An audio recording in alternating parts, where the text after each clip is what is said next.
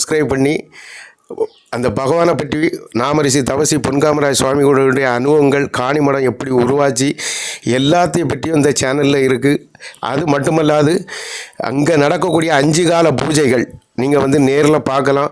இந்த சேனலை சப்ஸ்கிரைப் பண்ணி நீங்கள் எல்லா பூஜைகளும் பார்த்து பலனடைய கேட்டுக்கொள்கிறேன். இன்றைக்கி நம்ம காணிமடம் மந்திராலயத்திலிருந்து 11:30 மணி பூஜை முடிஞ்சது. திடீர்னு ஒரு அழைப்பு சுவாமிக்கு தென்பட்டது. உடனே செல்வகுமார் நீங்கள் கிளம்புங்க, நம்ம பகவானுடைய இன்விடேஷனை கொடுத்து ஒவ்வொரு இடமா நாம சங்கீர்த்தனம் பண்ணணும்னு சாமியுடைய உத்தரவு. அவங்க வாயில் வந்த வார்த்தை தான் இது. நாங்கள் உடனே காணிமடத்திலேருந்து கிளம்பி நேரே சாமிகிட்ட நான் கேட்குறேன், சாமி இன்றைக்கி எங்கே போகணும் சாமி, எப்படி போகணும்னு கேட்கும்போது சாமி நான் தான் சொன்னேன் வடக்குமார போகலாமா அன்னிட்டு நான் ஒரு 2-3 இடத்த சொன்னேன். ஆனால் சாமிஜி நோ அப்படின்ட்டு சொல்லி அவங்க பகவான்கிட்ட வேண்டி ஒரு வார்த்தை